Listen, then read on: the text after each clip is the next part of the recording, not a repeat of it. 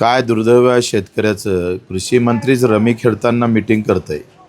आणि काल विधानसभेत त्यांनी कर्जमाफीच्या बाबतीत समिती निगडित केली.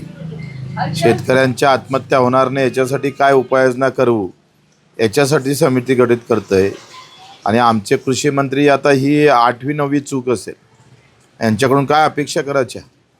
म्हणजे इकडे शेतकऱ्यांना सांगायचं आहे का तुम्ही दारू पिताय म्हणून लग्नात खर्च होते म्हणून तुमच्यावर कर्ज होतं, आणि आमचा कृषी मंत्रीच रमीत गुंग असन तर मग शेतकऱ्याचं भलं काय होईल? मी शाहूवाडीमध्ये आहे. प्रचंड जनावरांचा त्रास आहे, प्रचंड नुकसान आहे. आणि बाजारीच्यामुळं प्रचंड आम्ही पाहतोय का पुरा शेतकरी संकटात आलेला आहे. अशा वेळेस अधिक जास्त टेक्निकली गोष्टी न करता सरळ सरळ कर्जमाफी करून मग उपाययोजना करा ना. आता पहिले गरज आहे तो सलाईनवर लागला आहे, ICUमध्ये आहे.